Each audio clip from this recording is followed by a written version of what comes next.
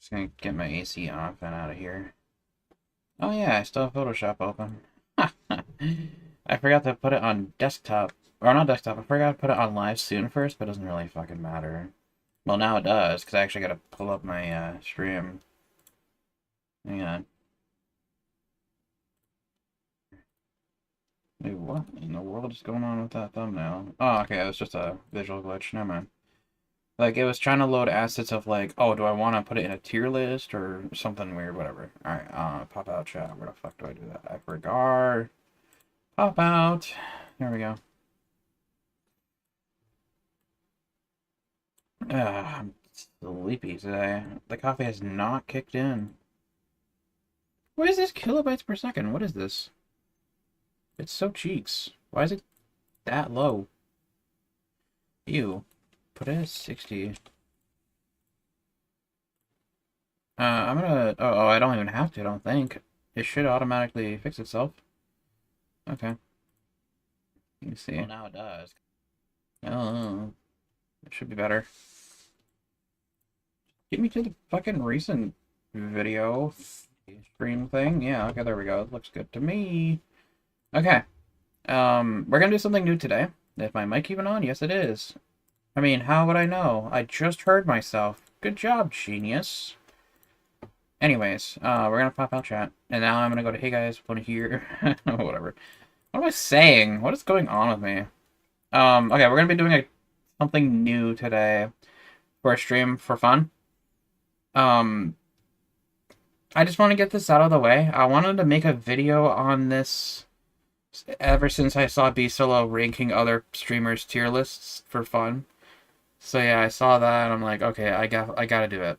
I gotta make my own because after all the shit I went through for Modern Warfare 3 and 2, it's time I make a tier list on my experience.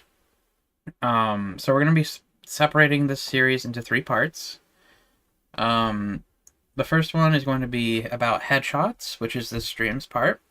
The second one is going to be about the multiplayer experience. Like, what do I recommend for the Grand Mastery for, like, in my opinion, like, what were the best weapons to work on for the Grand Mastery? Actually, yeah, that's what I'd rather do. Like, my experience alone with the Grand Mastery for that weapon, and not trying to make a tier list of, like, saying, oh, you guys should run this weapon or that. I'll just say, oh, this is a good weapon for it or whatever. But this is mainly about my experience of getting the Modern Warfare 3 100% Grand Mastery. Or hell, 100% in the fucking game. Except for the Constellation Sandwich I'm not doing. I've changed my mind on that. It's too much. And then, of course, you got the Modern Warfare 2 weapons as well for multiplayer, so those converting into Modern Warfare 3, how do I feel about those? I'm not going to say the Modern Warfare 2 weapons in Modern Warfare 2. I'm only going to be saying the Modern Warfare 2 weapons in Modern Warfare 3 and how they hold up, because Modern Warfare 2 is a totally separate game. It has a totally separate HP system. It's a totally separate weapon balancing system. Less attachments than Modern Warfare 3. It doesn't have the aftermarket parts, blah, blah, blah. So this is solely based on the Modern Warfare 3 experience with the Modern Warfare 2 guns. So that discrepancy is cleared up right there. The third stream is going to be about the zombies experience. Like the Modern Warfare 3 or Modern Warfare Zombies experience for getting the Grand Masteries done on there. Like, how good were they? How fun were they? Were they even good at all? I'm going to be straight up honest. I am not going to be ranking these off of, like, Tier 3 zone. I'm only going to be ranking these off of, like, how well they were for zombies. Like, were they good enough on their own where I could add, like, a few pack-a-punch things on it? Or did I have to bring the best of the best for, like, Legendary, Aether Tool, or whatever on it? Or, like, did I have to have mags of holding in order to make it even more fun or usable, or what? So that's where that third stream will come to play, is for Modern Warfare Zombies, the weapon experience overall over there. So that's why we're separating this into 3 different series. And we're going to get things started with the headshots. Well, headshots, sorry. My wording today is not great. I am also kind of stuffy today, so bear with me on that. Okay, so we're going to get started. And this tier list, yes, I don't know if anyone's really seen this one. and nor have ever used it. I don't know. But this is outdated since this was updated last on April 3rd of 2024. So I had to add some. And as a matter of fact, they forgot melee weapons, so I had to add those too. So yeah, I added these in here.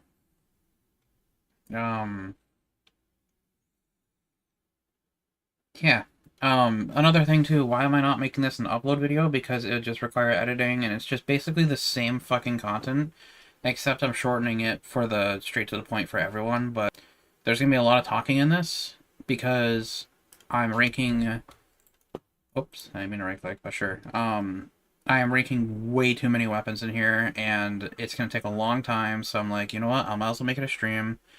I'll also edit the stream a little bit to where, like, oh, we'll cover ARs in this section first, you know, chapters for that. So if I do add chapters, if I don't, please comment and let me know if I forgot. I'll add chapters for each category. So, like, assault rifles, battle rifles, submachine guns, to make it a lot easier for everyone, and for those who actually want to know more about it. So, we're actually going to go straight into this. We're going to... This is where I decide, do I want to separate Modern Warfare 2 weapons and Modern Warfare 3 weapons first? Like doing Modern Warfare 3 first? As its first chapter? Or should I do... Okay, for my knowledge, I'd rather separate them in chapters when it comes to this. Like, yeah, like, we'll start with Modern Warfare 3 weapons first. The weapon list itself is not going to be organized. It's not going to be perfect. And that's okay. But I'm going to try my best to remember what weapons were organized which way for each season. So we're going to try to go with that. So starting off with the SVA 545 for headshots. At the beginning, during its life cycle, like I've tried it in like... Well, actually even nowadays I've actually tried it. Putting it in semi-automatic and using the first 2 shots that comes out of it. Because that's the unique part about this. It's a... 2-round burst at the beginning, and it's an extremely fast burst. So I think like you'd think like, oh, put in semi-automatic and then just tap tap tap and boom, kill for headshots. Not really. It seems to be more hit or miss than anything, but it's best to keep it in automatic and still do your bursts, because that actually registers, I feel. So I don't know if it's like a register bug with it being in semi-automatic with 2-round burst or something else. I'm not sure. I would say this is a solid weapon overall for headshots, so I'm going to put it in A. What was the next weapon that we had on... Well, the MTZ 556, I remember this from the beta. This was actually a lot of fun, too, during the beta as well. I remember. Headshots on this is actually very solid. It's a very accurate gun. Not too versatile with magazines, because I think the magazine options are very limited. Which was kind of the problem, because it was like 30 to 50 rounds, which was stupid. I'd rather have like a 45-round mag. Overall, clean iron sights, actually a lot of fun. I had a great time with headshots. This is a really solid weapon for headshots as well. I'd say A tier as well. The next weapon after that for base weapons, if I remember correctly, the Holger 556 was a little bit slower than the MTZ. It had a nice rail, so the iron sights were actually pretty solid on that too. I think it came with a 30-round mag, but you can also upgrade it to a 40-round, which is really good, which is what I liked. I didn't really like the fire rate too much because the time to kill on that was a little bit slower. But for headshots, once again, it's another solid weapon, in my opinion. But it's nothing too special, so I'm actually going to put it in B. Okay, so the MCW, yeah, this was everyone's wet dream when it came to Modern Warfare 3. Like, everyone just stuck with the MCW first day when it launched. It was stupid. One of the best weapons for the base assault rifle category for Modern Warfare 3's launch. I mean, as to be expected, everyone used it. But for headshots, I'm pretty sure this was solid. Like, this had low recoil, a good sized magazine, a lot of good options for like underbarrel, stock, recoil, control, rear grips, muzzles. I'd say that is well, for headshots, I'm going to put this in like the front of A tier. That is a really solid weapon for headshots. I'm not going to put it in S because I know there's way better weapons for headshots than this. But for a full auto, this was probably one of the better ones when it comes to the base weapons. And then after that, we got the DG56, which was a 3-round burst. assault rifle, battle rifle kind of feel. The 3-round burst wasn't half as bad. I think this is the better 3-round burst compared to the FR 556, in my opinion. If I had to be really honest, I think this was like one of the easier guns during its beginning life cycle. Like for headshots, at least, for the assault rifle category, and it was a little bit more versatile and 3-round bursty. Kind of fun for headshots if you like 3-round burst headshots. I'd say this is very solid. The damage was alright. Like, I think it was like a 3-shot headshot. So, like, as long as you landed all your shots, you should be fine. So that one was, once again, another solid weapon. But I'm going to put it in B tier, because I wasn't really a fan of the DG56 as much. But then you got the FR 556, which I believe was a 2-shot headshot. And it's also a 3-round burst. So by putting this in semi-automatic was where it shined. Because you could just 2-tap like that, or you could just 3-round burst it, which is a lot faster, yes. But it's really personal preference. Like, you can either go semi on this, or you can go 3-round burst, and it was still solid. And I remember the launch as well was pretty good for this as well. Solid weapon for a 3-round burst. Kind of odd that we had 2 3-round burst guns right off the bat, but I mean, it is what it is. Iron sights were okay. They're not too bad. But, I'm gonna be honest, it wasn't that bad, so I'm gonna put it in A tier. Actually, you know what? Front of B tier.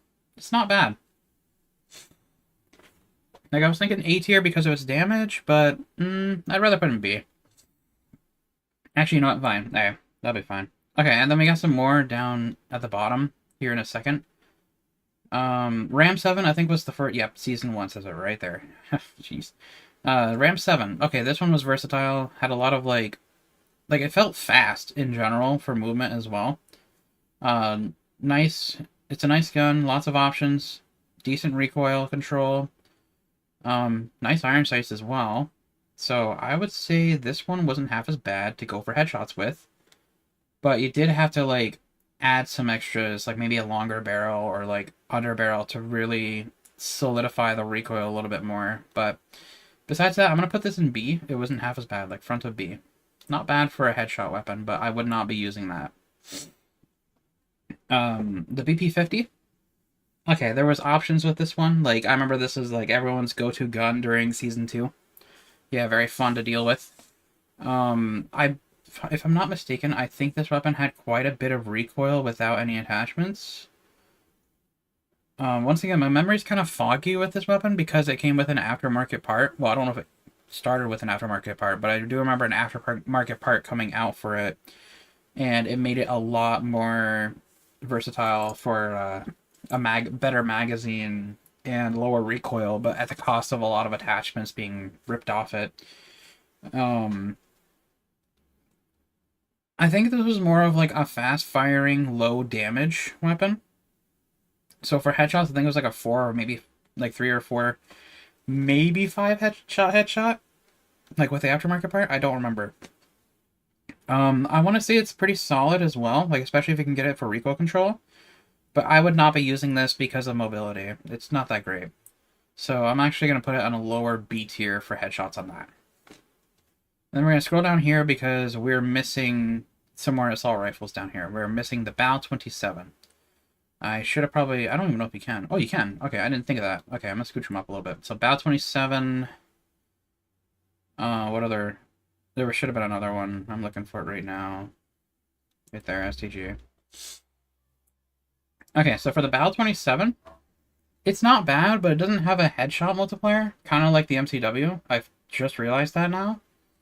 I totally forgot about that. There was no real headshot multiplier for, like, comparing upper torso to, or neck or whatever, to head.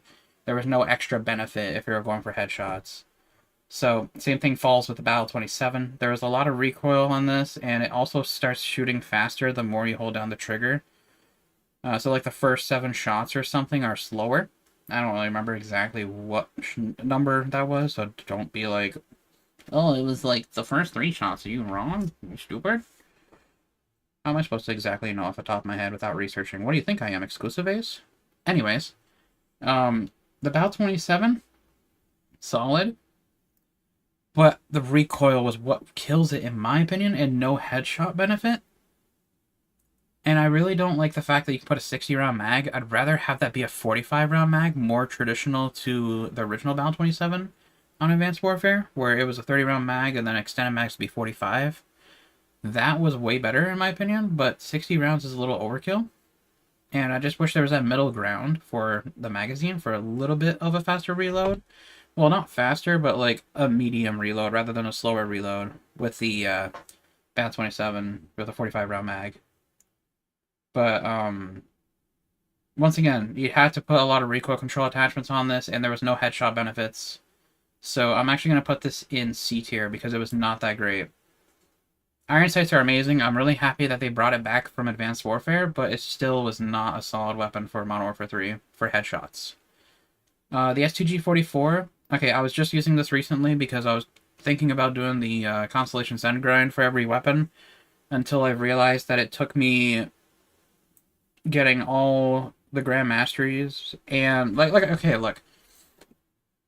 On most of the weapons, they're either, they either already have one-trick camo, or they're just about to get Obsidian. Picture that for a minute, on how long that took me to get to where I'm at. That's a lot of experience points. And I need a lot more experience points in order to finish Constellation to End. And it's going to be even longer than the Grand Mastery grind for each weapon.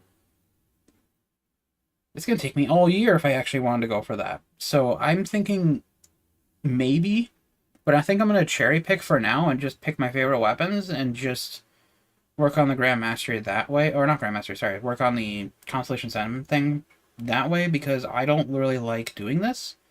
Because I don't want to go back to shipment anymore and just grind mindlessly, or try to do it on zombies and barely get any experience for it, or whatever. So I hope you guys understand that reasoning. It's very tedious, too much experience points required for it, and I think I'm going to pass on that. So anyways, back to the tier list. The SCG-44, it's fun to use. It's really fun. It brings back some good memories from like COD World War II, Call of Duty Advanced Warfare with their STG as well. Those were really fun. And the headshot multiplier is not so great. It's a 4-shot headshot. So I'm going to be really honest with this one. Despite the recoil control being very good and a solid weapon overall, I'm going to put it in high B tier. Like straight up to the top if I can, right there. And I think that's pretty solid for where the STG lands. Okay, so the next one is the Bass B. Well, before we do that, we're actually going to scooch them all up real quick. Because this is what I should have done before we started streaming, but I mean, too late now, right? And then there was another one, D tier, yep. Okay, so back to base weapons again, the Bass B. Without the aftermarket part, once again, a very solid, like, 3-shot headshot weapon. It was really fun. I'm really happy to see the SIG MCX Spear be a thing in the game now, considering well, at least as far as I heard, it's a modern military weapon. So it's really nice to see this weapon be in the game now. Very solid, lots of attachment options, quite fun, really solid iron sights. But what makes it even better is the aftermarket part. The Jack Outlaw, I believe is what the name was called. And it really improved the headshot ratio to the point where you can get a 1-shot headshot with it. So it's like a marksman rifle, battle rifle hybrid. Sorry, I was just getting a drink of water. If it weren't for that aftermarket part, I would say this would be like an A tier. But because it has that aftermarket part for headshots, it's an S tier. Yeah, the aftermarket part is a game changer for headshots because it's such a fast rechamber. And like I said, 1-shot headshot. The only downside with this weapon, in my opinion, is if you can't get the fire rate consistent, it may seem like your shot will never shoot. So trying to get your shots consistent is the tough part. Especially if you're trying to max out the fire rate, it is very weird. It's hit or miss when it comes to the fire rate. I don't know why. The Sidewinder. Okay, this one I struggled with. For both the aftermarket part and the regular. Trying to go for headshots with both of those were awful. Like, the time to kill for the Sidewinder, I think, was like a 2-shot headshot, maybe 3? I can't really remember. I think it was 3. Like, the only way to make it a 2-shot headshot, I think, was putting it in semi-auto. But it was still pretty awful in general because of its fire rate. You would get melted on shipment with this. You couldn't stand a chance on shipment. Also, I'm going to do one more thing real quick before we continue. I am going to turn on my AC. You guys will probably shouldn't be able to hear it because I have a filter for it.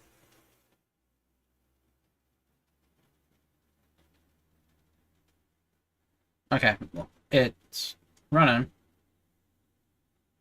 Okay, so I don't hear anything on that thing. Okay, cool, we're good. My audio may sound different because the filter might be kicking in, so there's that. But it's summer around here. I need to cool off. It's hot, you know, stuff like that.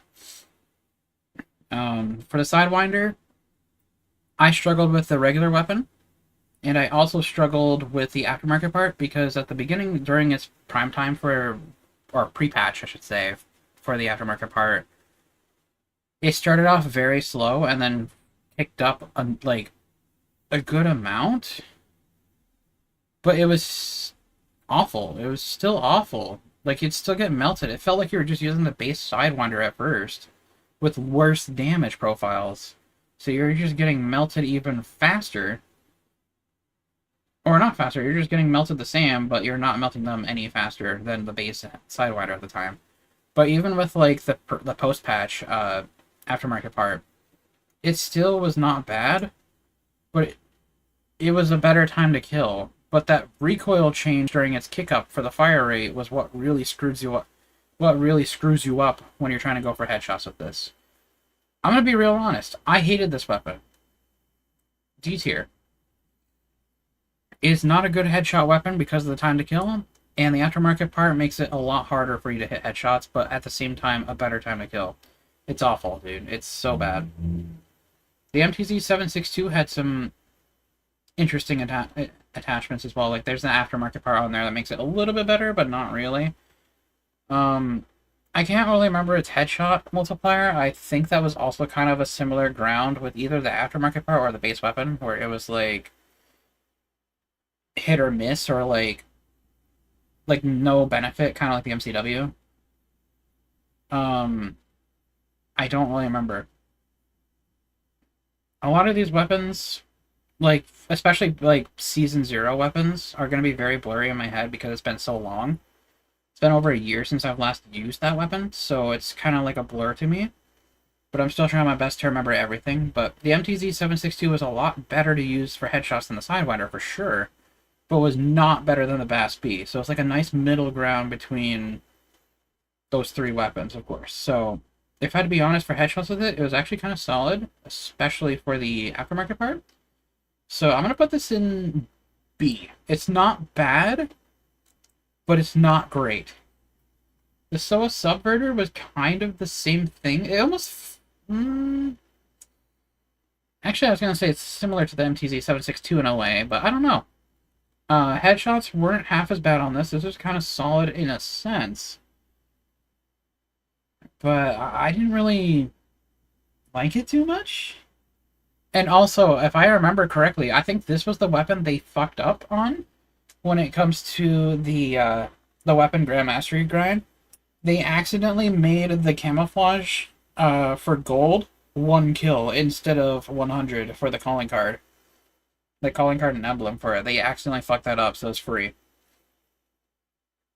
I don't know if that's been patched already or not from the past, but I got that during that time where it was just 1 kill with gold, and I was like, why as well? It's free.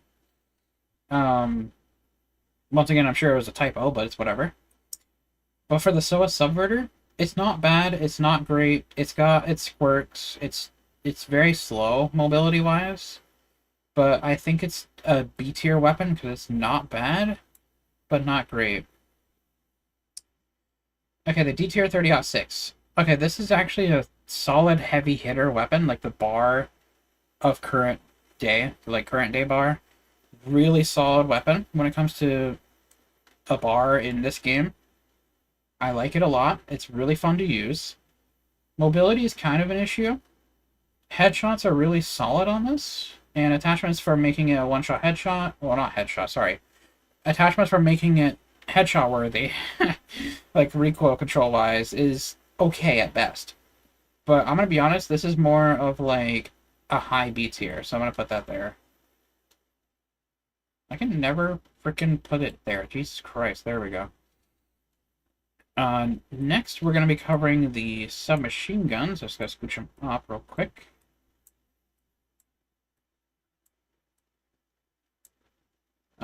Then we're missing some. We're missing two, actually. Static. It's gonna be right there, and then we got the Superi right before that.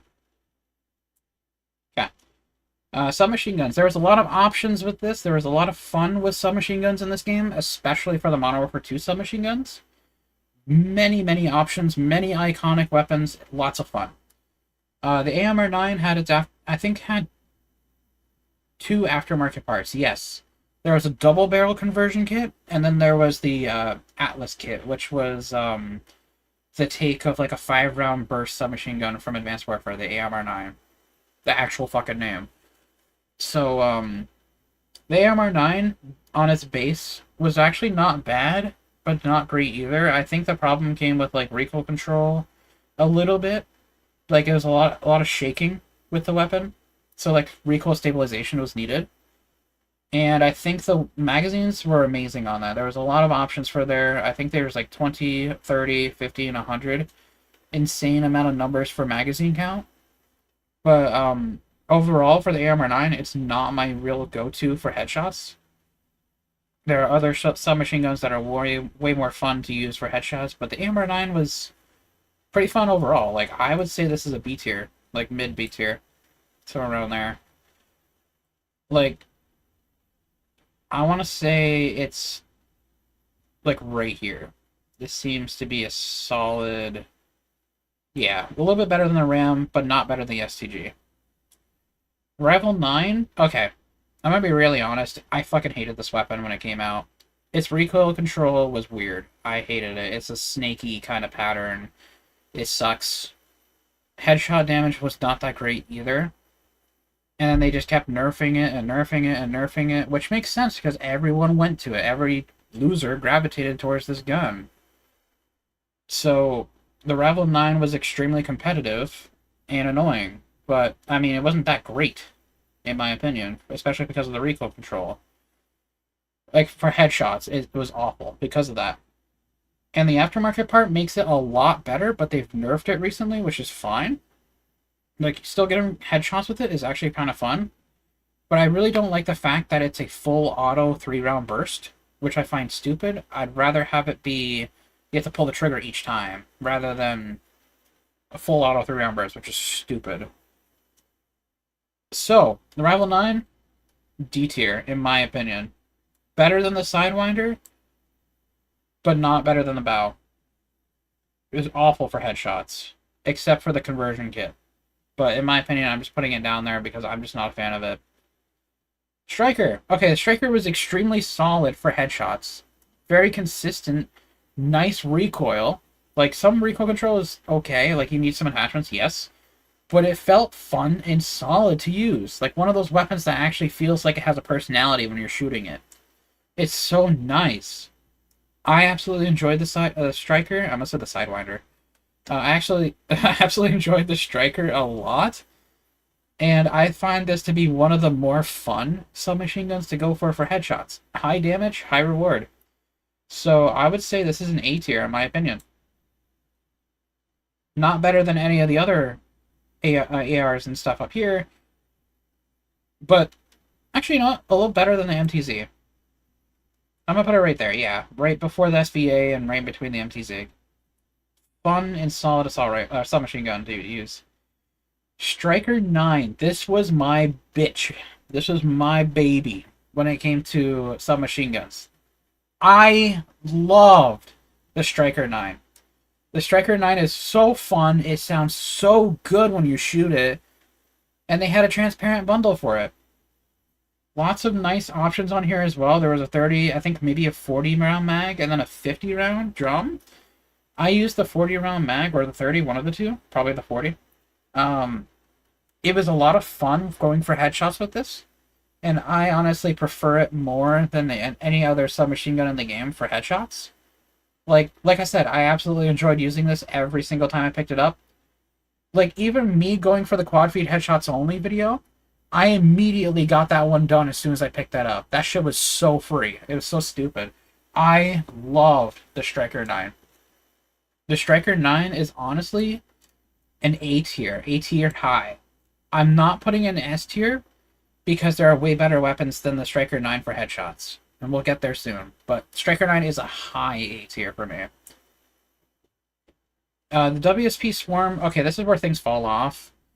Attachments were kind of wonky on this. There were some aftermarket parts, but they didn't really help for headshots because they were as akimbo. This one, honestly, I remember struggling with during the quad feed headshots only grind. And I totally understood it. Like, I had to put a 100 round mag on it. I tried my best with recoil control attachments, and this shit still kicked like a mule. It's not fun to go for headshots with. And in my opinion, I'm going to put it as a C tier. Worse than the Bal 27, but not worse than the MWII 9. It was not a fun weapon to go for headshots with. It's too much kick. WSP 9 was also another fun and solid weapon to use. Especially with the broomstick mod, which I think was the name. Or broom handle, one of the two. I absolutely enjoyed this weapon. It's a lot of fun. Slow fire rate, heavy hitter. I think this was a 2 or 3 shot headshot. I can't really remember. I personally enjoyed it, especially since there was a transparent bundle with like a dinosaur fossil in it, which I used, and I love that. But besides that, I think it was a fun weapon to go for headshots with. I'd say it's pretty damn solid. I loved it. But I'm going to be really honest, it's going to be a low A tier for me because of the versatility with it. It's mid. It's kind of thing for headshots. I don't know. It's not too great, but not too bad, but it was still satisfying to shoot with. And then now getting into the DLCs. So we got the HRM9. HRM9 also had a bugged stock on my end, where the stock of it was like from a variant. Some pink and blue variant. It was super weird. Like, I just wanted the base stock variant of it, but it just always stuck with, like, it always showed the, that variant of, like, the pink and blue. I hated that aspect of it because it ruined my camouflages on there. So, running the HRM9 because of that stupid stock was annoying, yes. But the HRM9 wasn't that bad. It was low recoil, good for headshots, decent fire rate. I'm going to say that's a high B tier for me. I want to say, like, right next to the ARMR 9. Solid choice. Ram 9 was kind of the... Okay, Ram 9, in my opinion, hit or miss again, but it also really relied on recoil control and a good-sized magazine. Headshots weren't too bad on it, but it made up for it with the fire rate. So I would say this is a high B tier weapon in my opinion. Pretty solid for a headshot thing, but you had to put a lot of recoil control attachments on it. Okay, so Superi 46. These two next submachine guns are every meta bitch babies, bitch boy guns that they go to. They love to go to these two weapons. The Superi and the Static were great submachine guns. I totally get it. Yes. But when it comes to headshots, the Superi outclasses the Static, in my opinion. Mainly because of recoil control and less recoil, like, visual recoil with the Superi. And you just feel like you're not running no stock on the Static. Where it feels like... it feels like the Static has, like, no stock in a sense. Where it's like, it feels that wonkiness of no stock. It feels weird. It almost feels like a pistol in my hand. Kind of thing with, like, a no stock or something. It's so weird. So the Superi. Very solid for accuracy, especially for headshots with the right recoil control attachments. I had a lot of fun with the Superi. Not everyone on the enemy team liked me for that, but that's okay. Really good damage. I don't remember if this had a headshot multiplier. I think it did. I can't really remember if it was better than the upper torso. But I would say this is the better weapon when it comes to headshots, when it comes to picking between two metal stupid weapons. So Superior, in my opinion, is a low A tier-ish kind of thing. Like, I would actually, I'm going to say right here. Yeah, that sounds solid enough.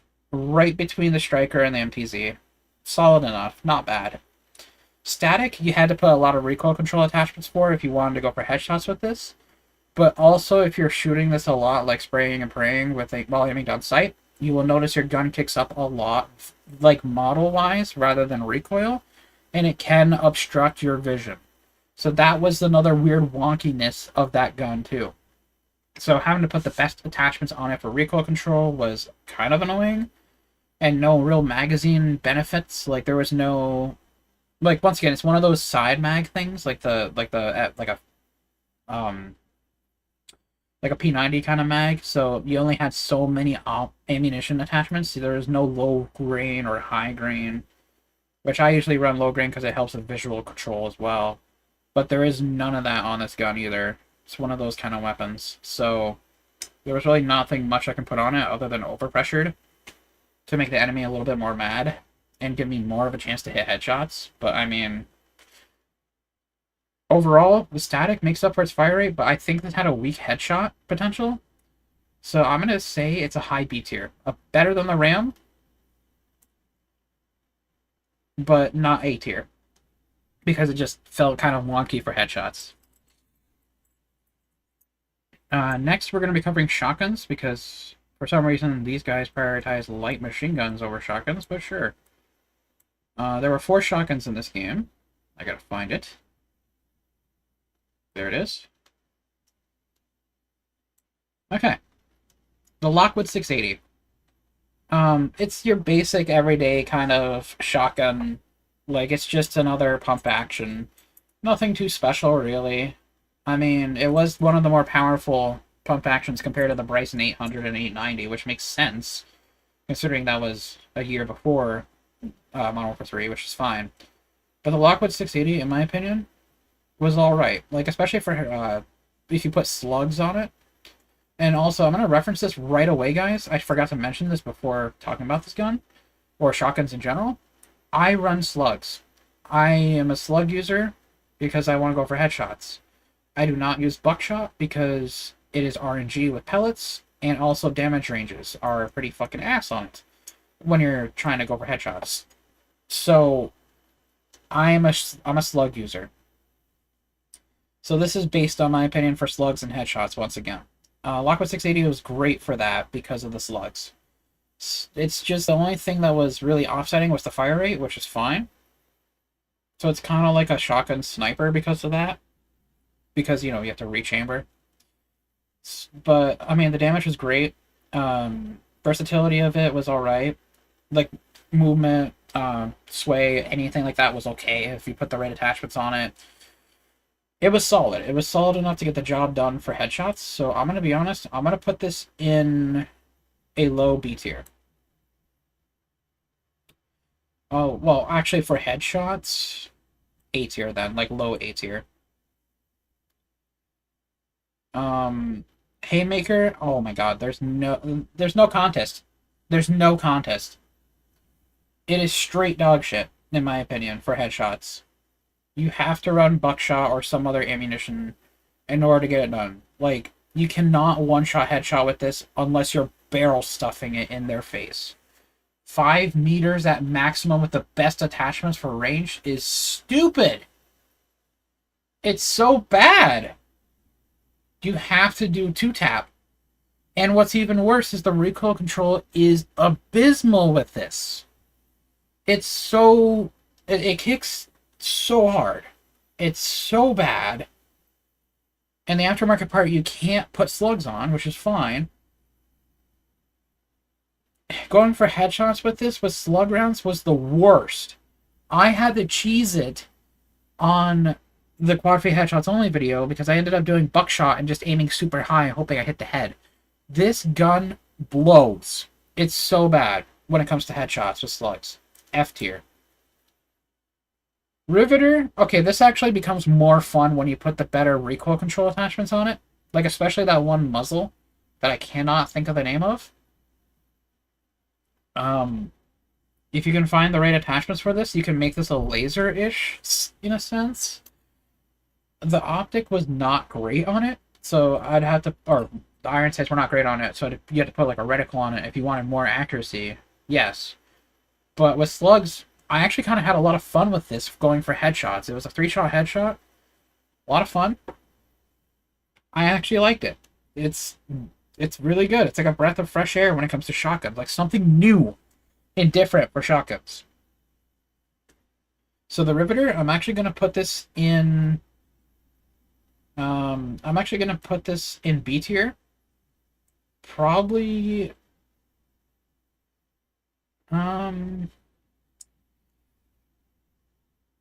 right here. Sounds good enough to me.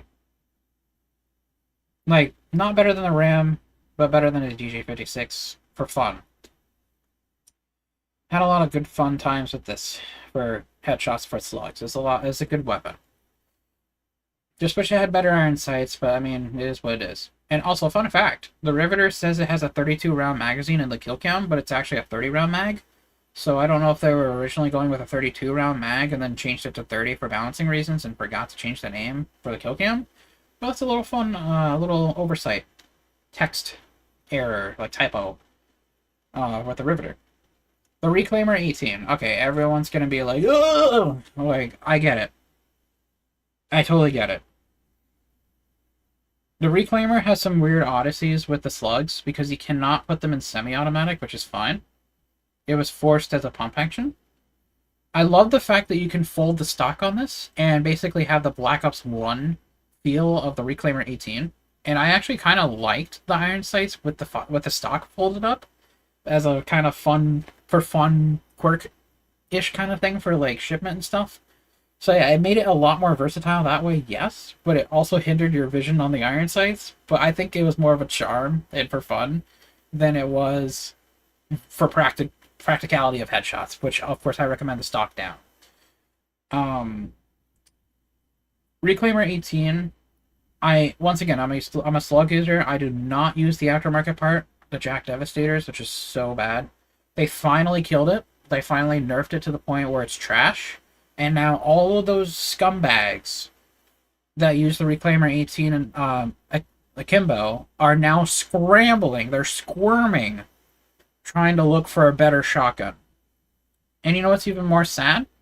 They found an exploit or some sort of like they pay someone to get this glitch gun for the MX Guardian that shoots the nails that you would get for the aftermarket part, which is supposed to be a charged 3-shot magazine aftermarket part, when now they're using in full auto with 1-shot kill everything.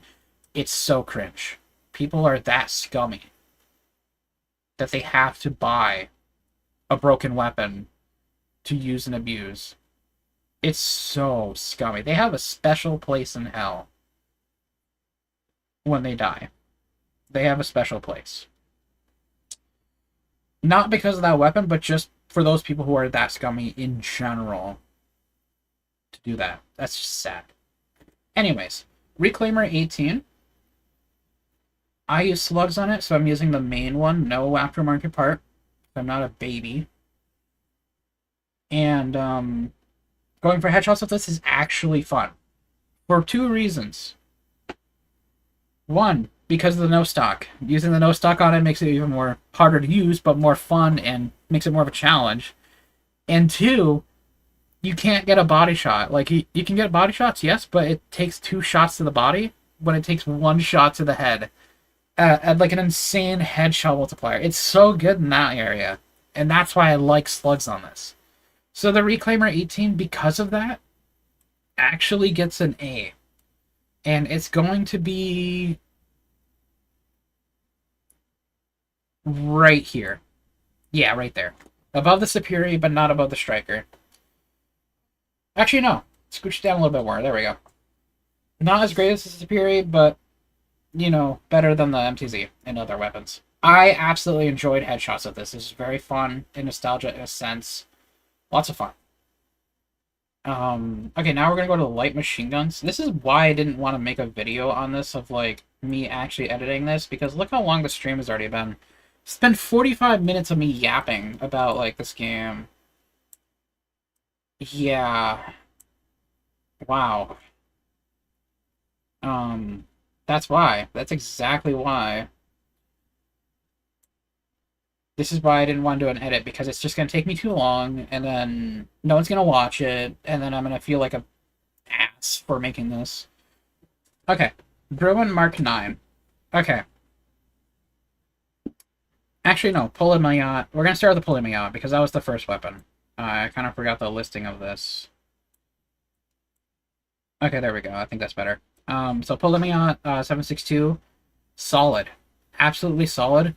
I think it was like a 2 or 3 shot headshot, and the sound of it was actually really cool. I love the sound of it when you're shooting with it. It's nice and clinky. But for headshots with this, was solid with the right attachments, especially with the aftermarket part. So, in my opinion, I would say this is an A tier. I would say it's right past the Reclaimer. Actually, no, right past the MTZ, but not better than the Reclaimer for headshots, like satisfaction-wise. It was still solid, but it's very heavy and bulky in that area. But yeah, really fun. Holger 26. Okay, I think this was the weapon. Yes, this should have been the weapon. Okay, because the other ones both up. Yep. Yep, okay. Holger 26. Oh, no. I lied. That's the marksman rifle I'm thinking of. Okay, never mind. Holger 26 was solid. It really felt like the Holger from Modern Warfare 2019, where you can convert it into like a submachine gun, or you could turn it into a light machine gun with 100 rounds. Whatever. Like, it was nice.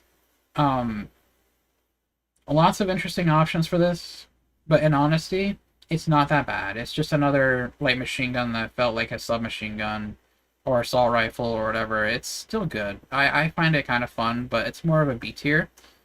I'm gonna say it's right here. No, one more left. Thank you. A little bit better than the HRM9, but not better than the STG. Like, around that area. It's decent. It's alright. Recoil control is good.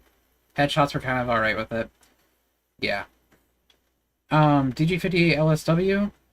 I believe I had... Oh yeah, it should have been. Should have been another transparent variant where it's like, it had like bones in it, I think. This is also pretty fun too. This weapon was nice. It also had the transparent iron sights too, and people were like, "Is that pay to win?" Because of the iron sights? No, not really. TG58 LSW, alright with headshots. Fire rate, it's not bad.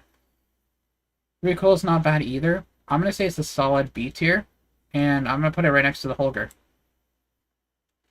Bruin Mark 9, this one had a lot of versatile attachments, like a 60-round side mag, or you could put 200 rounds on this, I think. Lots of good options on this. It is not that bad of a light machine gun. Recoil control's not bad either, but it does have a lot of like visual recoil too, like a lot of shakiness.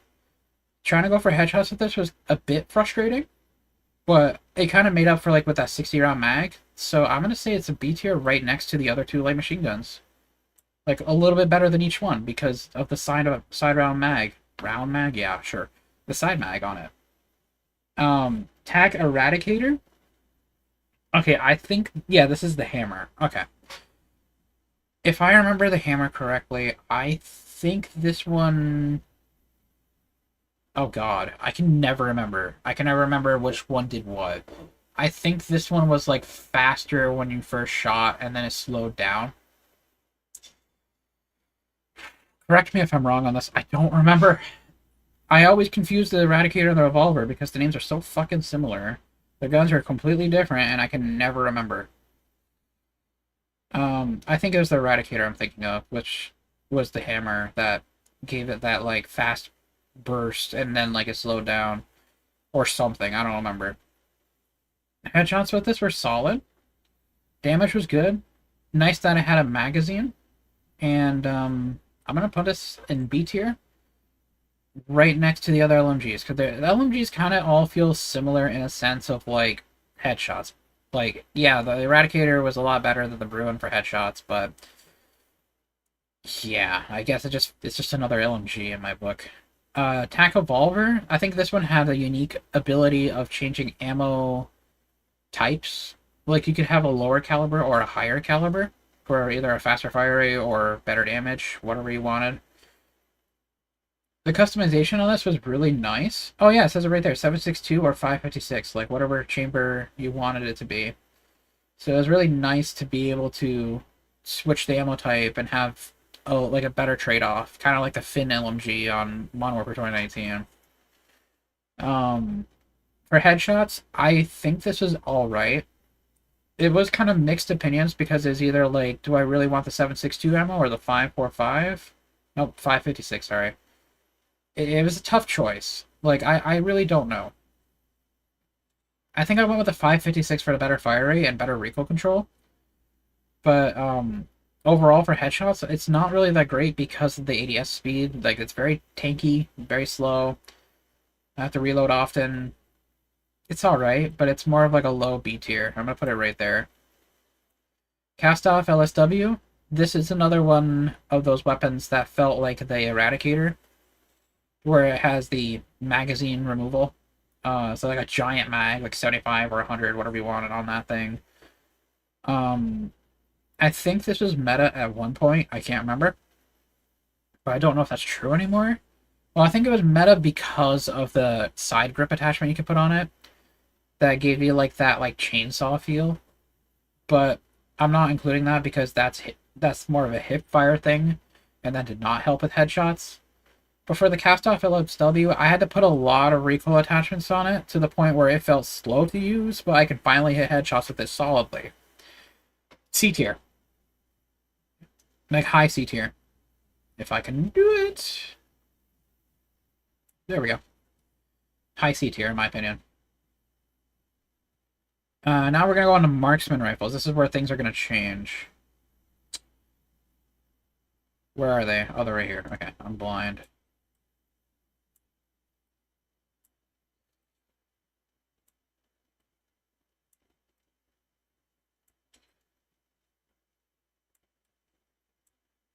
And then there was another marksman, which was the car.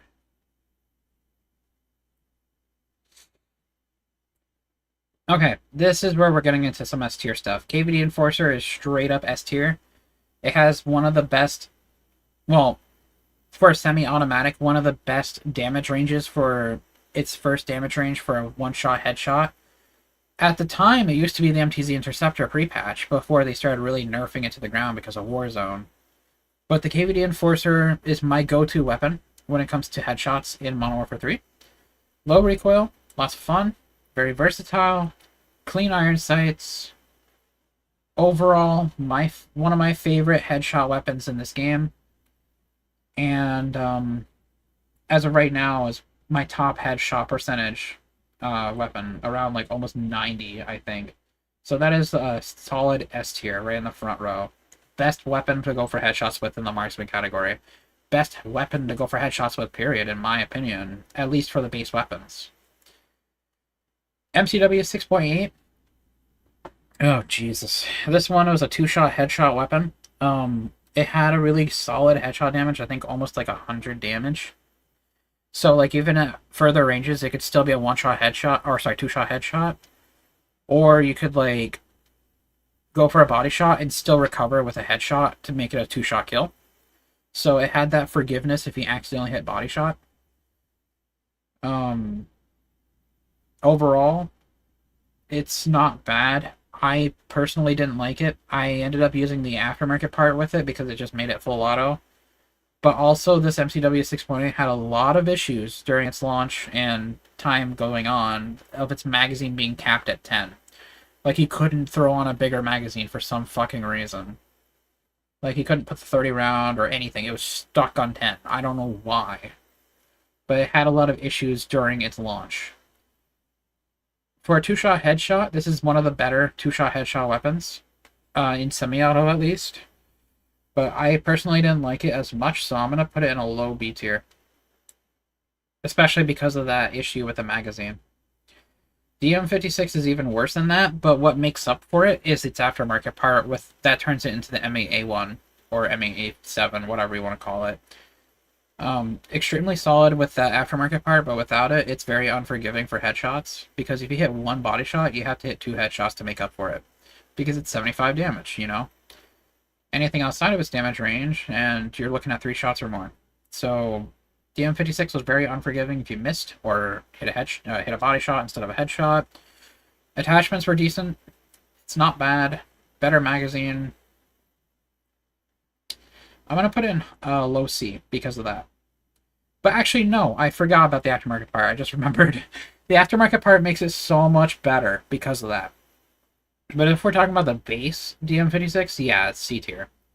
But if we're talking about the aftermarket part, that immediately brings it up to like an A tier. Like right above the MCW. So the DM56 for headshots with the aftermarket part is so much fun. MTZ Interceptor, it was amazing during launch for headshots. It was stupidly good. But now it's to the point where it's only good in its first damage range for headshots. And its damage range is very short now. Like maybe 20 meters at best, I think, with nothing on it.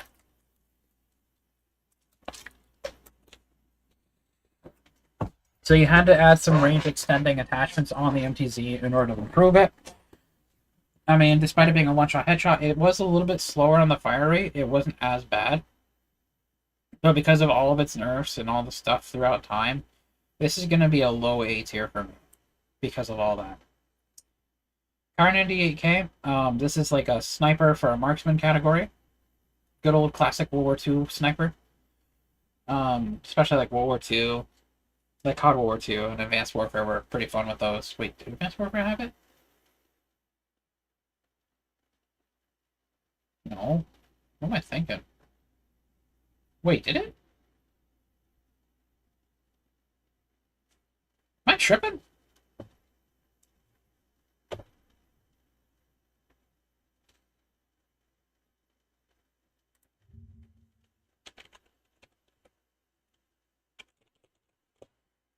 Was that actually an Advanced Warfare?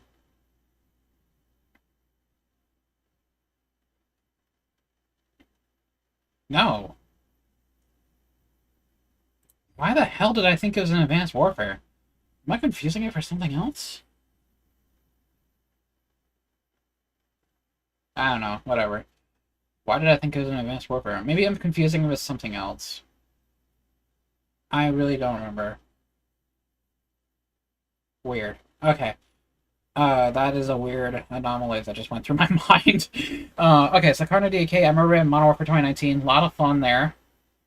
Very good for headshots because it's a one-shot in general, like upper torso, whatever. Going for headshots with this is quite satisfying, especially at the iron sights. As long as you didn't put like a suppressor or anything that would obstruct the iron sights, it was fine.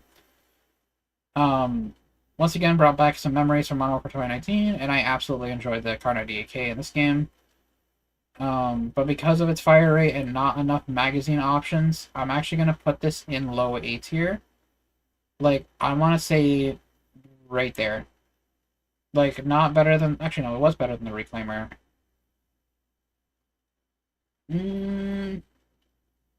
Okay, right there, right above the MCW. So, like, below the DM56 because of the 4-round burst funness. But not better than the MCW. Or, sorry, better than the MCW, my bad. Jesus Christ. Still a lot of fun for headshots at that. Nice and lightweight. Pretty good overall. Oh my god, this video is now, what, an hour? Ugh. Yeah, good thing I didn't record and instead did a stream. My god. I'm already losing my mind making this dumb list.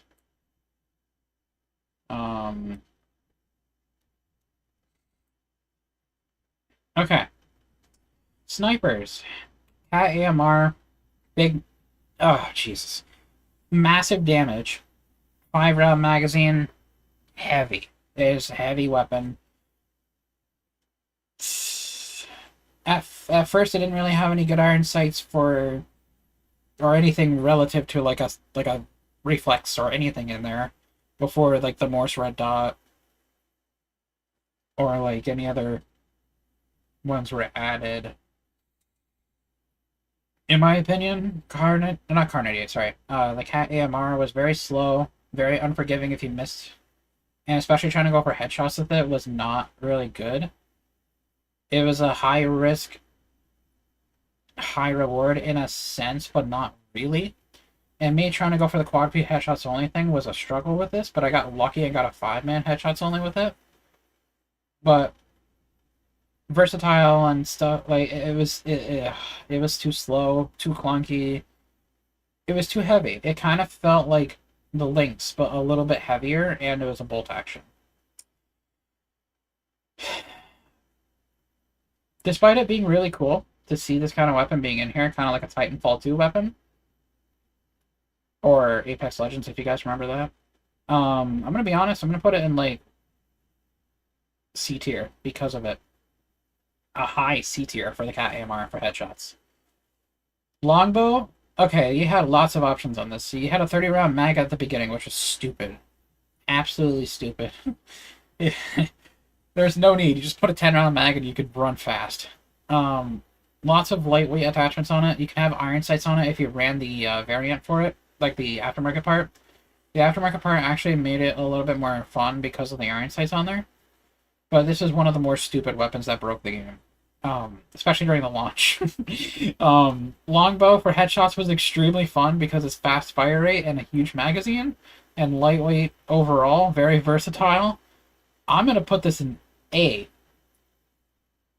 Actually, yeah, A tier, not above the Striker 9 and the DM56 or the Car 90. Actually, no, a little bit better than the car because fire rate, whatever.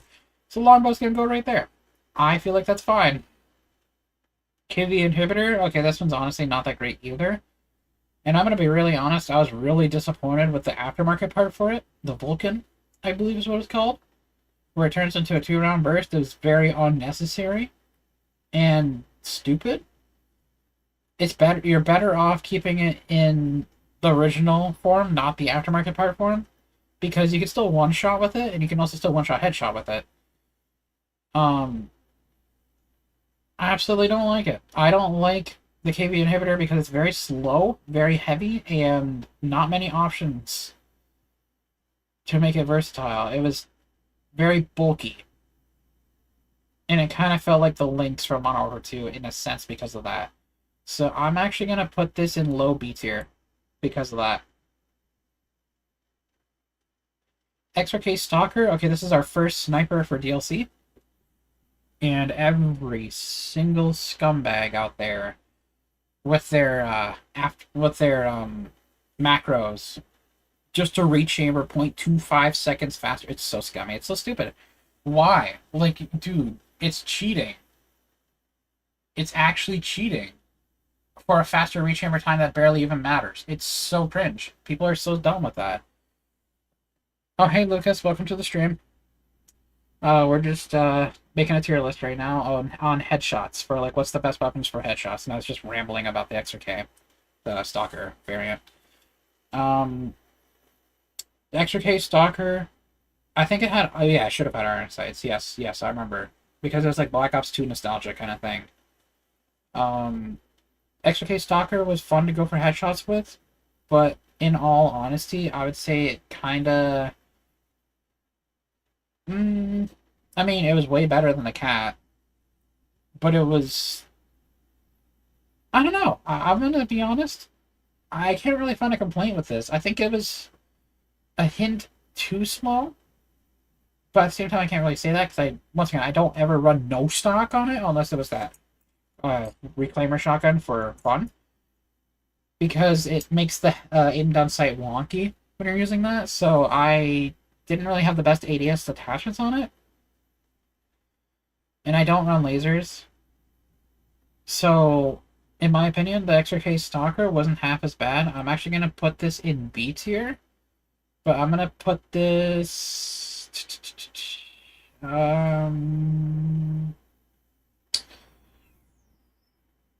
Oh, what's it? Probably... Okay, it's definitely better than that. Yeah, Right there seems fine.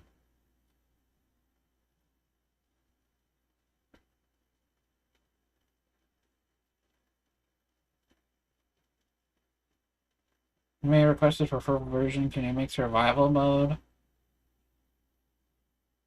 Oh, like a survival mode. Oh, okay. I see what you're talking about for FNAF 2. Okay. I think I did a survival mode on Tattletale. Is that what you're kind of referencing for me to make on FNAF 2? Where it's like a timer and you're just trying your best to survive? And like, I don't think there was like a restriction on time, like time would go up, but like how long you could survive because there's no power or anything. Yes? Okay. That is a good idea. I might make a DLC for that. I'll have to mentally keep note of that. That's something I could work on. But I'm really hoping for more attention on FNAF 2 anyways, because there is a secret on there that people have not discovered as far as I'm aware. And I want people to figure out that secret on FNAF 2. And if I had to be really honest on how to get there, like, as a hint, it requires the mini games. So if you want to try to go for a challenge on that, there is a secret on there that you can unlock. That unlocks something as a big challenge. And I don't even know if it's beatable. I don't know. But there is a reward for a special plush that you get if you do beat it. But you have to figure out the mystery of the minigames first. Anyways, going back to the tier list, because we're not getting too off topic here. The Morse. Okay, the Morse had some nice options on here. It also had the aftermarket part, but I didn't use the aftermarket part because it's a shotgun. It had the Morse dot sight as well for iron sights, which was nice. Really good ADS speed. The only real flaw is if you had like sprint to fire. Oh, not sprint to fire, sorry. If you had sprint cancels reload, or if you didn't have the commando gloves. Being able to reload while sprinting with this was a godsend, but if you accidentally interrupted it because you're trying to run fast and go for headshots or kills or whatever, you needed to have commando gloves or some form of like sprint cancels reload disabled or something. I don't know. Overall, this is a really fun weapon to go for headshots, especially with the commando gloves, which is where it really shined. I'm going to be honest, I'm going to put this in A tier because it also is nostalgia and a fact for this game. I'm actually going to put it better than the longbow. No, not better. Sorry, in between the longbow and the Kar 98K because it felt like an endless mag because it was just one. There's only one in the chamber and you had to reload each shot, so it felt like a continuous mag or rechamber animation. So that was the fun of the Morse, was no magazine. Okay, now we gotta go to the next category, which is handguns. There's only 4 in this game, so yeah, there's no DLCs, sadly. Okay, Core 45. Without the aftermarket part, it was okay for headshots. It's actually like a 3-shot, maybe 4-shot headshot, still solid. But if you didn't have a good trigger finger, it was kind of awful. Going for headshots with this was kind of rough, in my opinion, so I kind of made it like a hip-fire headshot hybrid. So, like, it would be hip-fire, like, in close-quarter situations, so I can get headshots that way, yes. But, overall, it's kind of, like, alright. The aftermarket part, on the other hand, made it worse for headshots. It was a lower headshot multiplier, and he had a lot of recoil control because it's a faster fire rate. And different iron sights as well. So a little bit more attachments as an option on there, but honestly, it was not bad for a handgun. I went with no aftermarket part for headshots on this, and it's not bad. It's mid. So I'm gonna put this in B tier. I'm gonna put it at low B tier, actually, if anything, but a little bit better than the KB, MCW, right there. Right between the TAC Evolver and the MCW 6.8. The Renetti, there were 3 options on this. You had the base, which is the 3-round burst, you had the full auto, and then you had the semi-auto. In my opinion, the semi-auto made it more fun because I think it was a 2-shot headshot. And it was alright. Like, even like without the aftermarket parts, it was solid for a 3-round burst. And it was still fun to go for headshots with in general, but I personally preferred the second aftermarket part of it being a semi-automatic, it made it feel like we had another semi-automatic in the game for a handgun, and it felt nice. Nice headshot multiplier of like 75 or more. I don't really remember, but it's really solid that way. I'm gonna put this in A tier. I'm gonna put it above the Reclaimer, but not above the Superior. One more request for FNAF 1. Free roaming survival mode. I think that solution will be solved whenever I do Help Wanted. Like, if I end up actually making Help Wanted at some point, but it requires me to make FNAF Sister Location before I can do that. So I need to get Sister Location done first before I can actually make Help Wanted. But I will consider with Help Wanted being able to do more of a free roam than a than to add it into FNAF 1, because FNAF 1 2.0 is a little outdated. I don't really want to go back and work on that. I'd rather focus on what my last project was, or my newer project, which is FNAF 3 MC V2.0. I mean, it's an interesting thought of me adding new stuff to FNAF 1, but I honestly don't remember anything of it anymore, and I don't want to mess with it. So I'm just going to leave that in the back burner. We're just going to leave that be, because that's already done. It's all set in stone. We're not adding anything to it yet. I mean, it's an interesting thought, being able to do like a free roam kind of thing, but I think that would be solved anyways because of Help Wanted if we do that. But once again, I gotta retackle FNAF 3, FNAF 4, and then do for the first time Sister Location. And then we'll be done. We'll be able to do Help Wanted, if we wanted to.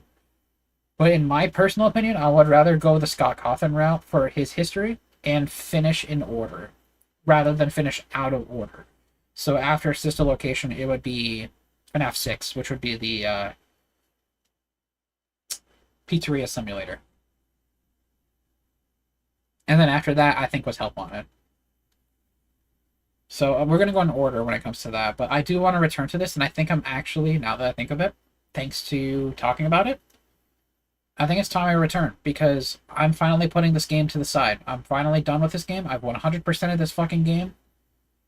It's so good to be done with this game.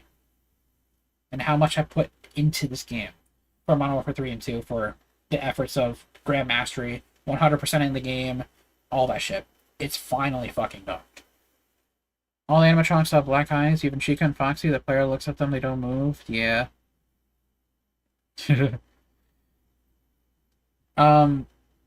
back to this, because I want to finish this tier list before we talk more about FNAF stuff, because I do want to go back to map making after this. I really do, but I need to get this tier list shit done first. So going back to the tier list, we have the tier. Speaking of tier, the tier, I almost said shotgun. It can be the snake shot. The tier as a revolver was solid. I just wish it was a 6-round mag. Same thing with the basilisk. I wish it was a 6-round mag, but no, we got 5. So solid one-shot headshot. With or without the aftermarket part is not needed for headshots. It's so solid. Really good damage range on this. Fun to use. Even with iron sights, it was absolutely fun to go with revolvers for headshots. S tier. Easy S tier. Not above the Enforcer. Actually, yes, above the Enforcer. For fun. It was the most fun. Revolvers are so fun for headshots.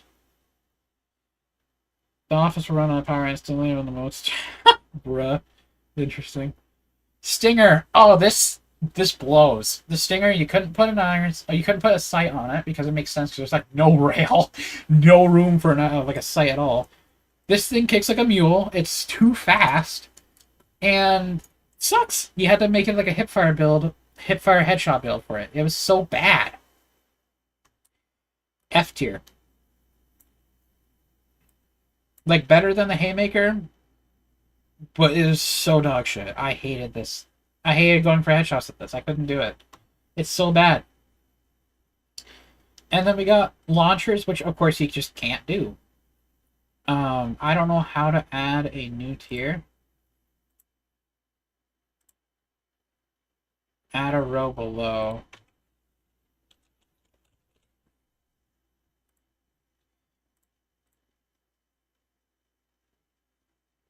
Oh, whoops, I didn't mean to change it. I don't even know. Oh, whoops, I changed the wrong one.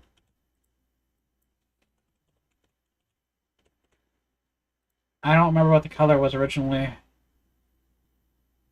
I didn't mean to fucking change it. I think it was red. And then unusable is just gonna be gray. Or actually, no, I think it was like blue. What the fuck is happening?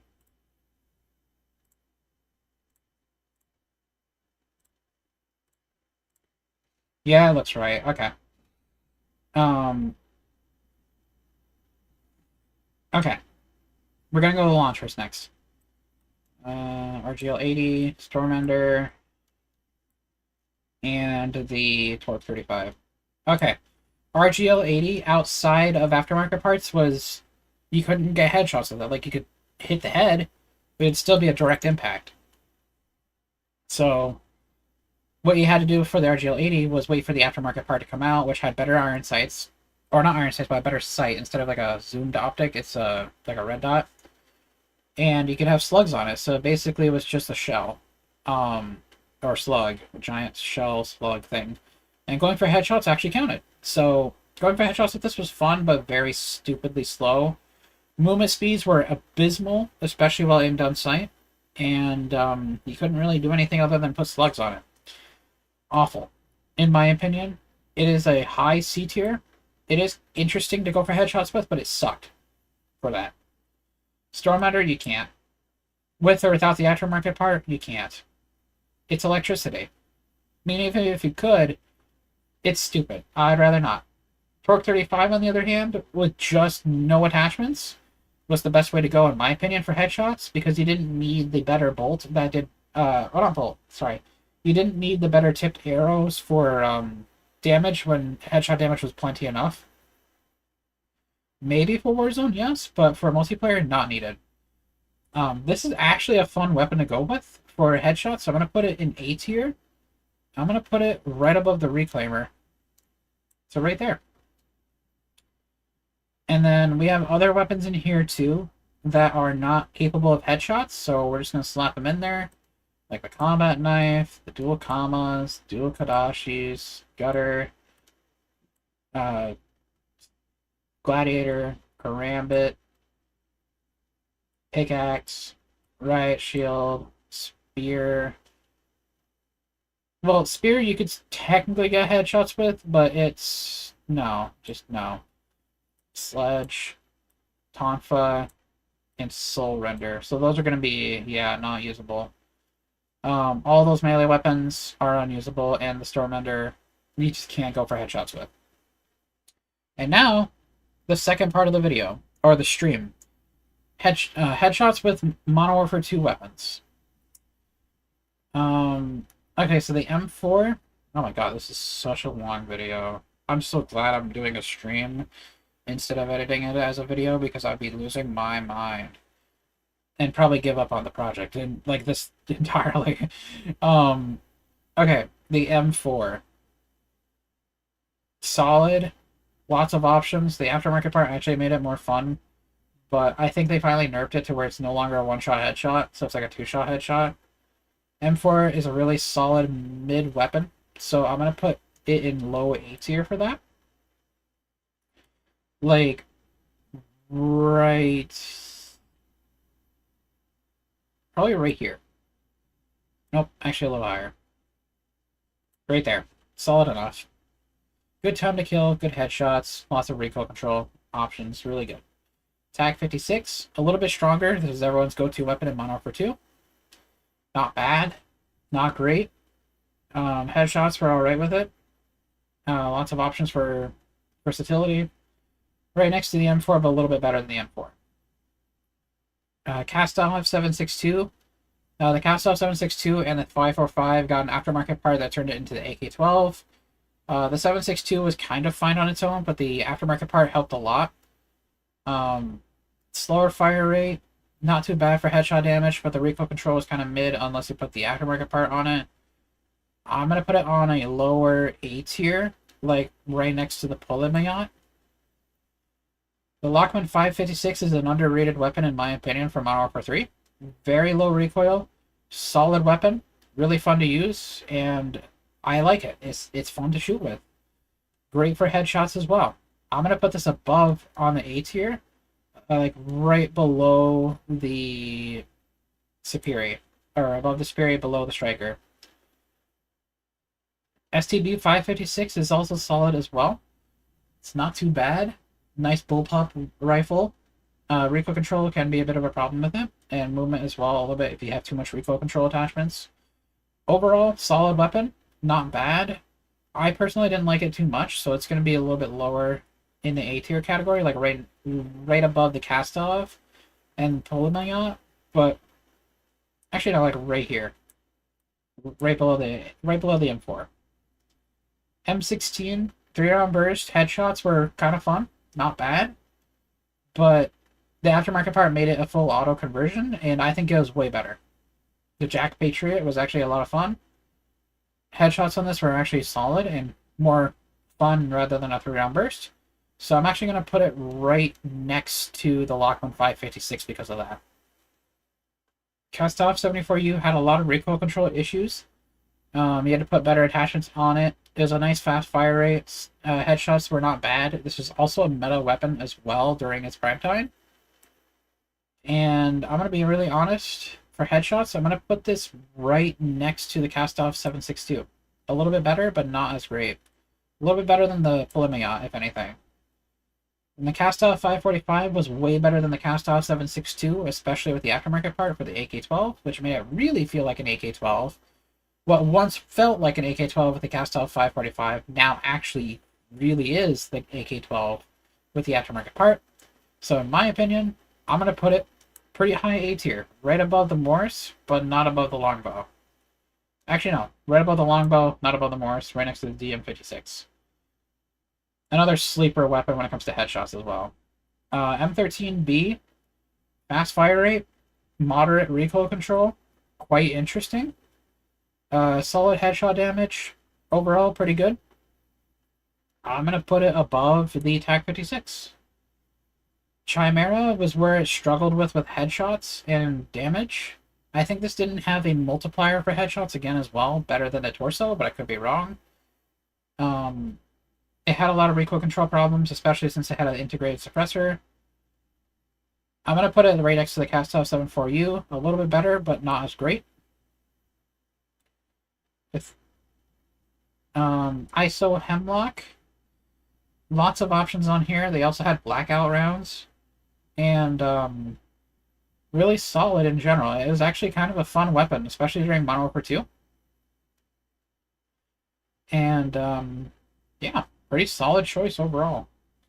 I would say it's better than the Superior, but not better than the M16 Lockman. Lucas, hang on, give me a second to word this. You're fine if you're messaging this, like, suggestions and ideas for FNAF 2, but I hope you understand that I'm not going to be really responding to them that much at this moment, because I want to finish this tier list video stuff. But once I do finish that, I am looking forward to map making, so I hope it's understandable that I'm not responding to it that much.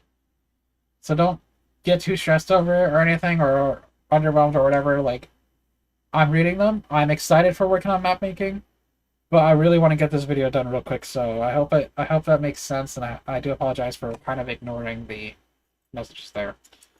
But I just want to let you know in advance, like, yes, like, keep the ideas flowing, but I just wanted to let you know in advance. I want to get this done first. Then we'll focus on that stuff later, okay? I'll read back on it later on the stream. It's fine. Tempest Razorback. Oh.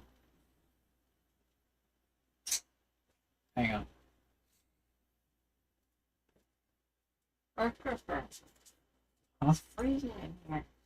Yeah, I had like a 69. I'll put it at 70.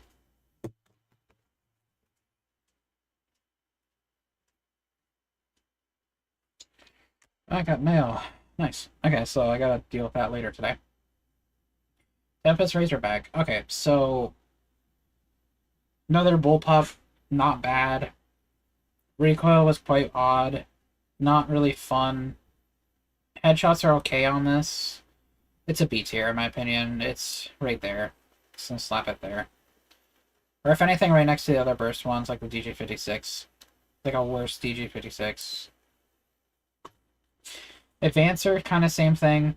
Low damage, fast fire rate. Recoil control was awful on it. Without recoil control attachments, it was very off. Right there. I'm just going to fly right through some of these because some of these weapons are just kind of minuscule for headshots. And I want to finish this. The stream has been an hour 25 minutes. I got to finish this up. M13C was like alright in my opinion, but it had less recoil control. So it was a lot more all over the place. Headshot damage was pretty good. I'm gonna put it above the HRM9. It was around that kind of feel. Not bad. The Geist was also really good for headshots, but had a lot of recoil kick. Another bullpup. Headshot damage was okay. I'm gonna put it in B. I'm gonna put it right there. Lockman 762. Okay, this is the battle rifle category. I think this was either full auto or semi-auto at first. I don't remember which one came first, but I always put it on full auto. I think this had 75 headshot damage in semi, so you could have like a 2-shot headshot or like a 3-shot full auto. Recoil came at the cost, like control came at the cost of like movement speed, aim down sight, so it was not that great. Overall, I'm gonna say it's a high C tier. SL14, same exact thing, but this one actually felt like it had worse recoil, and I didn't like it. It was just as bad as the Lockman 762, so right below that on C tier. TAC V was actually solid for a full auto, for damage as well. Headshots weren't that bad either. I think it was like a 2-shot in the original, but like I think it's like a 3-shot in Modern Warfare 3. Attachments were quite awesome. Oh, I'm sorry. I'm so burned right now from this already. TAC V overall for headshots, I'm gonna say it's a very low A tier. FTAC Recon, you could either take it two ways. You could go semi-auto or full auto. In the original game, you can actually one-shot headshot with this in semi. But in honesty, the Recon wasn't that fun to work with for headshots and very frustrating and very limited magazine options. 15 rounds at its highest, and it kind of sucked.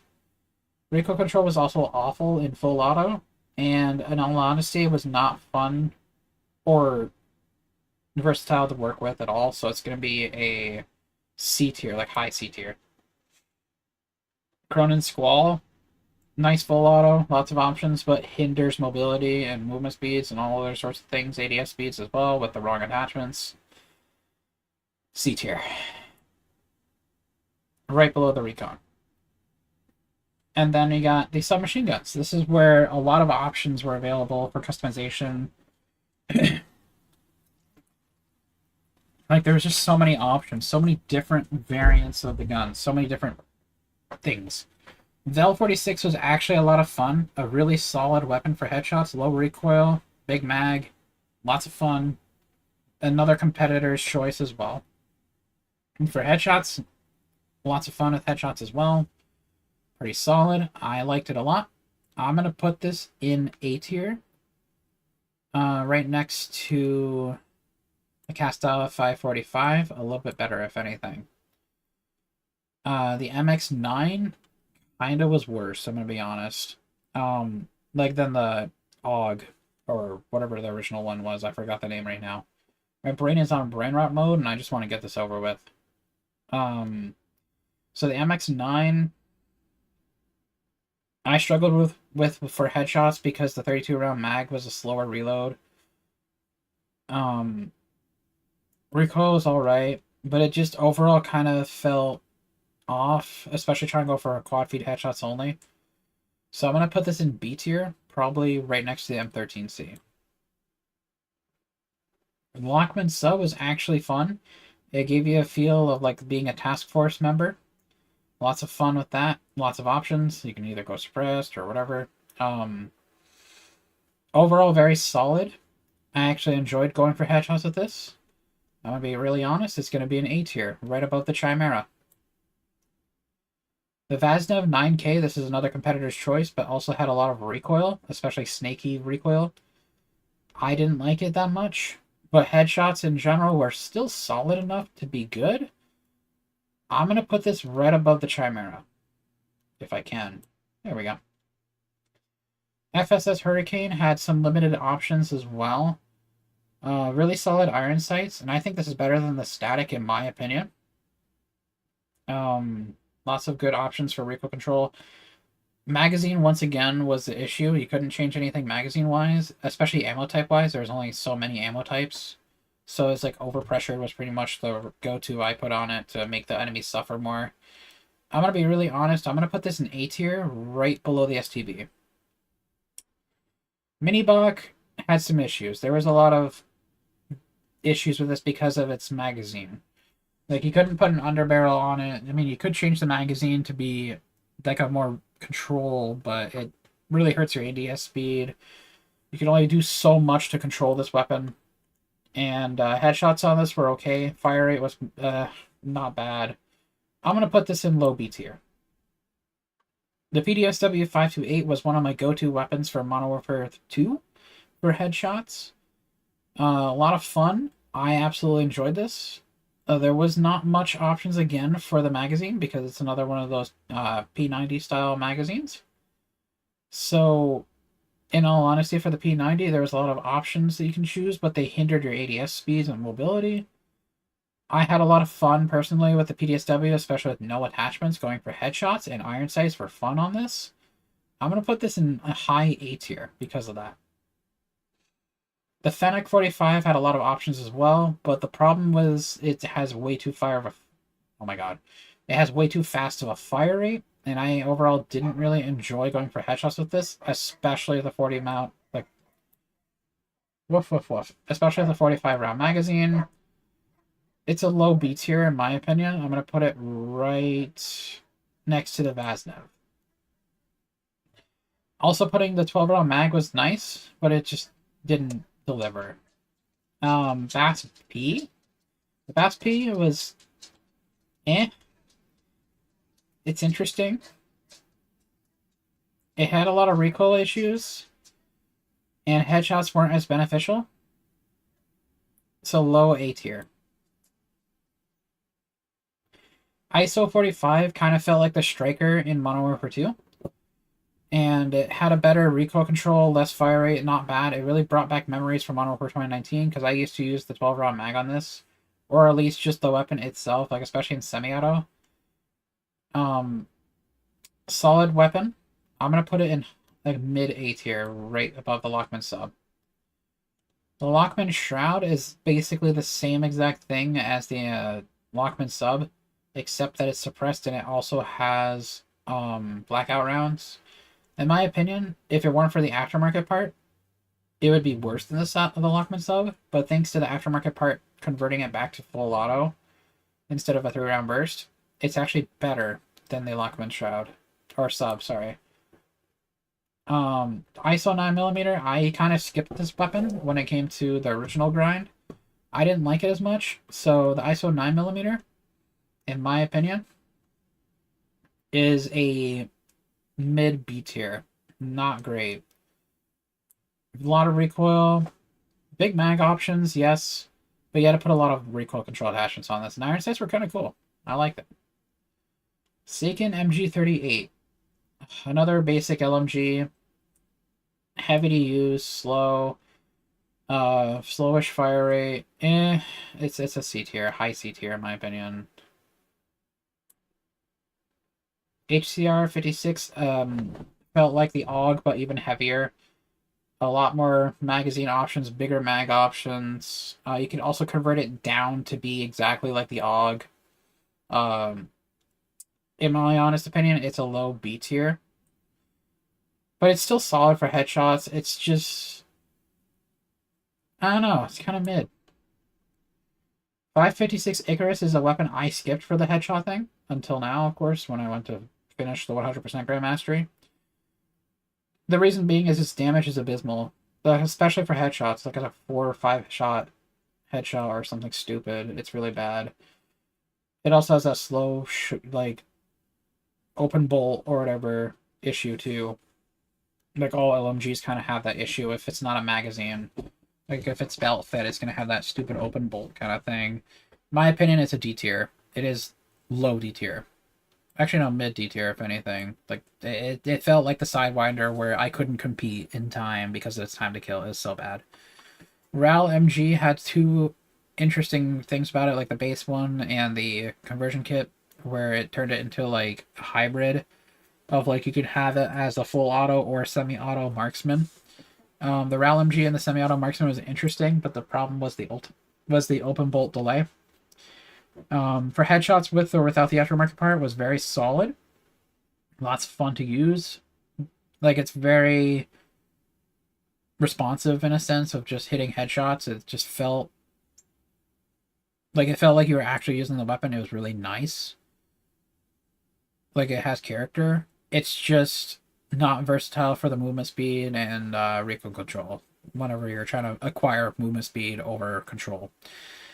It's a low B tier for me, honestly. So it's right above the Core 45 in my opinion. Actually, no, below that. Jesus. Yeah, right there. RPK, slow. It's a bit slow but hard hitting. But it also had the aftermarket part that made it a one-shot headshot with snipers, like 50 BMG. Like an actual LMG being a 50 BMG is insane. Lots of fun that way, yes, but it was way too overkill. It was way too heavy, way too much recoil. But it was kind of fun to use, and that was the fun part of it. So it's a very low A tier because of that. RAP H, fast firing. This is underrated as well. Very fun to use, but it is very heavy. Once again, it's an LMG. What do you expect? Low B tier-ish, like medium B tier, actually. You know what? I'm actually going to put it right above the static. I think it was better than the static. Lockwood 300 has been nerfed to the ground. It sucks. Even with the, like the dual trigger, it's so bad. Like for slugs, like it's a small damage range, like very short, like 5 meters. It's so dumb. It's like the Haymaker but semi-automatic and only 2 shots. It's very bad. Sadly, an F tier. It sucks. Sucks with slugs. They killed it. Expedite 12. A lot better range options. A semi-automatic. A lot more recoil control kick, but going for headshots with this is actually kind of fun. I'm going to say it's a B tier. Like a low B tier. Probably right next to the Core 45. Like right between there. Kind of felt like the inhibitor as a shotgun. Bryson 800, once again, another pump action, nothing too special. Great headshot damage with slugs. Lots of options for versatility. Lots of magazine options as well because of the barrel. In my opinion, it's a very low A tier. Same thing with the 890. It's just the same exact carbon copy, but with a magazine, so it's a little bit better and has a little bit better versatility. Same thing. Nothing different, really, other than that. KV Broadside. This one had an aftermarket part that turned it into a marksman rifle, or battle rifle, I should say. Very solid, even with or without the aftermarket part, like with slugs and ammo types or whatever. KV Broadside was actually kind of fun to use. People hated you for using it, but it was still fun. I'm going to put it in A tier, right above the Renetti.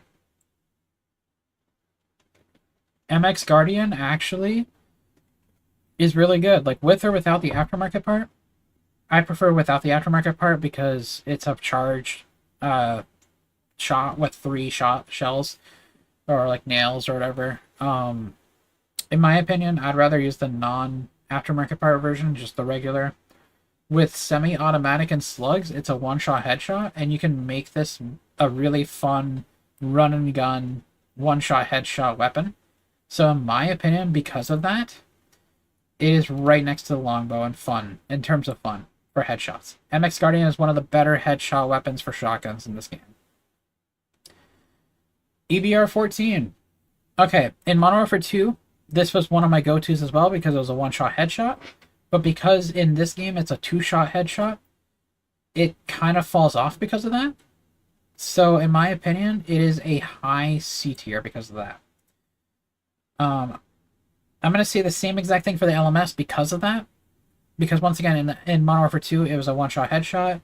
Modern Warfare 3, two-shot headshot. It's the same thing, but a little bit better than the APR in my opinion. Less of a magazine, but it felt so lightweight and fun to use. But sadly, two-shot headshot in this game, so C tier as well. SPR 208. Lots of options on here for versatility. Lots of fun. Actually, scrap that. That was more of the SAB. The SPR had some issues with ADS and movement speeds. Very solid overall for a marksman rifle for headshots. I'm going to say it is a mid A tier. Like, I want to say right next to the Renetti. And then the Lockwood Mark II is a really fun marksman rifle. You can also turn into a shotgun with slugs as well. And going for a slug shotgun with like minimal hipfire spread was also pretty fun to go for headshots with, which is one of the things I wished for a very long time would be to have model like a Kimball model 1887s with slugs, or at least a model 1887 in general model wise with slugs as well, and we got it. And that's the Lockwood Mark II. And I'm gonna be honest, it is a soft S tier for me. Like, it's right there. So good for headshots with or without the aftermarket part. Lots of fun. Felt like a cowboy with that kind of thing. It was a lot of fun.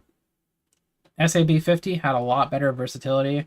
A lot of the nobodies ran no stock, shortest muzzle, short magazine, stupid shit, hip fire, attack stance, whatever. It was cringe.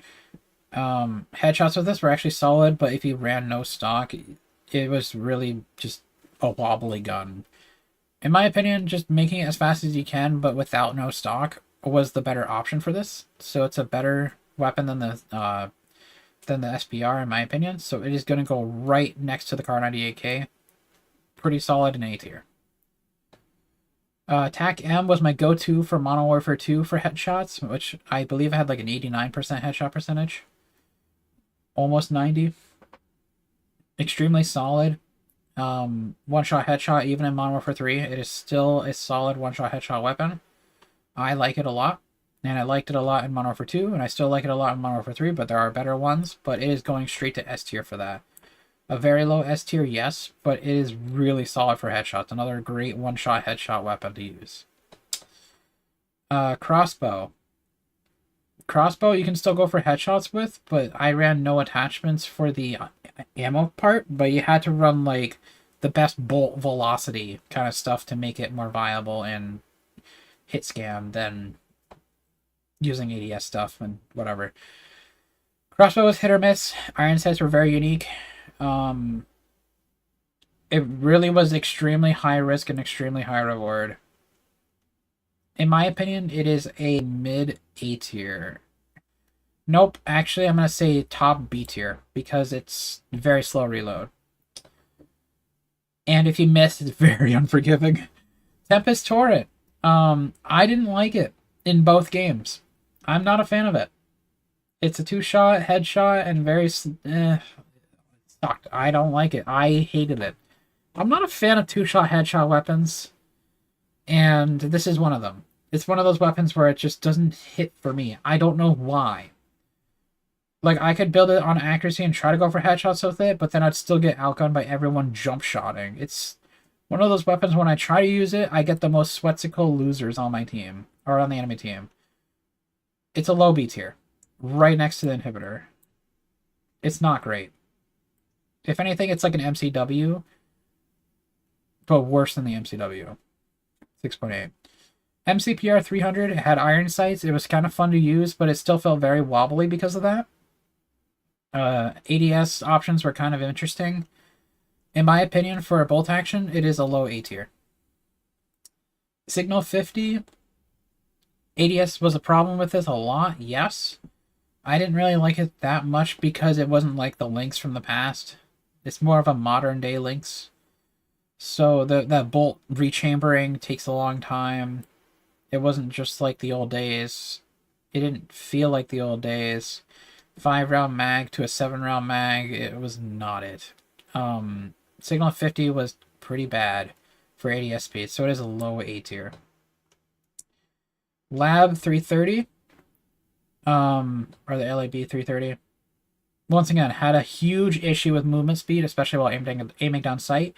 As a matter of fact, you could run the most, or like you can run the attachments that hurt the movement speed the most while aimed down sight, and you could have a negative 0.1 movement speed, where if you tried to walk with this while aimed down sight, you couldn't. There was no movement speed at all. You were stuck. It almost felt like you were using the XMGs on Advanced Warfare while you lock it down, because you just couldn't move with it. So the LAB had issues with ADS and also movement speed heavily, so it is a high B tier because of that.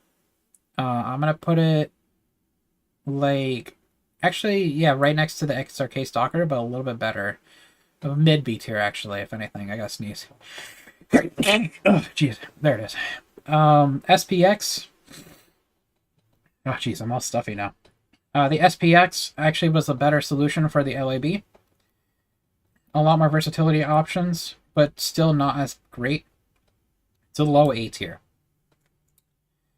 Victus XMR kind of feels like the Victus, or no, XRK Stalker. Yep.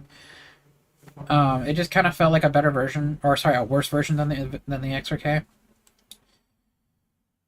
Everyone used the fucking stupid. Oh, I can't think right now.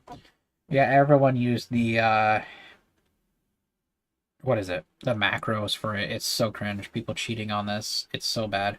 But it's understandable to a certain extent because this rechamber speed start is very slow. And people who actually use macros have a special place they're going to when they go GGs. Victus for headshots was not it. It was a low B tier. FGX Imperium was actually a lot more fun, especially with the back in action aftermarket part. Or no, sorry, variant. Like blueprint or whatever. It made it sound like the original intervention. ADS options were interesting, but I ran the Morse red dot to make it a little bit more red dotty rather than an optic. Very fun to quickscope with and great for headshots. The only thing I say that's kind of a controversial thing would be, okay, Rage, if you're listening, they do not need to buff the FGX Imperium. You just need to aim higher. That's your solution right there. You need to aim higher if you're hitting hit markers with this. I never hit markers with this because I'm hitting headshots or upper torso. You need to aim higher, dude. FGX Imperium, because of the nostalgia build on it, and like sound effects, and really fun to use overall for headshots, despite it having a 7-round mag at best, it is, in all honesty, right next to the MCW, right above it. Right there is fine. Actually, better than the SAB. Better than the Car 98K and Morse. There you go. Right there. Carrick 300 was semi-automatic. I got that done day one. Well, I wouldn't say day one, but like day 1 or 2 or whatever. Of like as soon as it came out, I got the weapon charm for it. For the mastery. It was fun. Versatile. ADS is awful, but yeah, I ran like a ACOG holographic hybrid. It was alright. I just wish it had better ADS speeds, but it is what it is. It's a low A tier for me, right above the RPK because of its aftermarket part. Right there. Handguns. The P890, I didn't like it. I had to run either Kimbo or like a hip fire headshot hybrid for this. Headshot damage is great on this. It's just trying to get the kill. I struggled with this for some reason. I don't know. It is right next to the Renetti in my opinion.